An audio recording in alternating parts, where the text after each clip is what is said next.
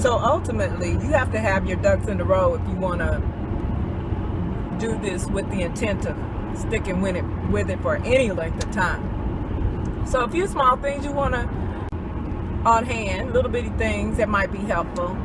A melon baller, I'm gonna have you that for your apples and such, and pears. I can't be the only person that does that. Use a melon baller to cut the apple or pear in half, and then you scoop out the seeds.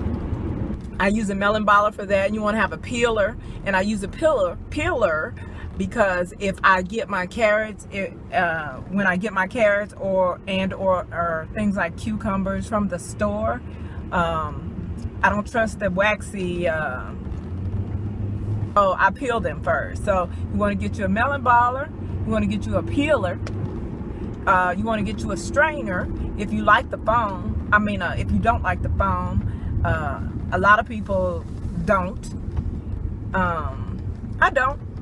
So, you know, and it makes it easy to just drink it down. But it makes me curious if there's been anybody to do a study on how many, I know it can't be many, but exactly how many, because my mind is curious about those kinds of details. No, what is the percentage of nutrients, the amount of nutrients that you lose by not drinking the foam in conjunction with the juice? I'm just curious about it. I mean, I don't think it matters, because if you're juicing, you're doing the right thing, baby. But yeah, I'm curious. What am I missing anyway? Is it not anything worth mentioning anyway? Because then I'll just, you know, for people that, you know, some people drink the foam just because they don't want to miss any nutrients. But what if it's not enough to be worried about missing any? So just curious about that. So, but yeah, you want to get you a strainer, and you don't want one too big. I had one both too big, and I had one that was too little. If you have one too small, the foam is going to clog up the mesh too quickly, and you're not gonna. It's just gonna. It might make a mess. And if it's too big, you're just gonna splash all over everything and make a mess, because you have the big ass strainer and you're pouring the juice from 2 feet in the air. It's gonna splash and make a mess. So you want to get the right size strainer. And when I say right size, I'm not talking about the mesh. I'm talking about the, you know, a medium size strainer. And melon baller, peeler, obviously the juicer. I'm not gonna try to sell you a juicer like most people's whose vegan videos you would be watching are going to do. But and I get it. If you built a following from a genuine beginning, I get supporting you and wanting to buy your shit. But if you turn into a person that all you're doing, all your entire existence is selling, then I can't trust your review on shit. I can't trust your feedback. You gotta tell me when shit sucks, just like you tell me when it's quote unquote absolutely wonderful. I absolutely love, like the beauty gurus kill me with that. They absolutely love this product. They absolutely love it. I absolutely love it. Okay, well, let me tell you about, never mind.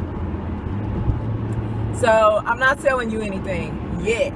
Don't get mad if I get my hustle on later. But either way, it's going to stay real, and I'm going to let you know. And companies need to know that about me as well. I've had a couple of companies contact me about certain things, and just if when I try whatever you trying to get me to try and I don't like it, if you're not ready for it, just don't even call. You know, how about that? So you need to drink your juice. Drink it before you get hungry. Get you a snack juice to snack on in between, like a fruits or a smoothie, you know, whichever. I'm not really doing, so I'm doing all juice, but you know, but get you a fruity one rather than a vegetable one. It's really important for us to know what our vegetables taste like raw. I mean, really, we cook these things, and a lot of them, you don't even know what they taste like without being cooked. I mean, are you not even curious? Health aside, again, I don't try to sell people stuff. I'm not trying to convince you to get more, or like what you're doing is wrong. You know, shit, maybe candy for breakfast is your shit.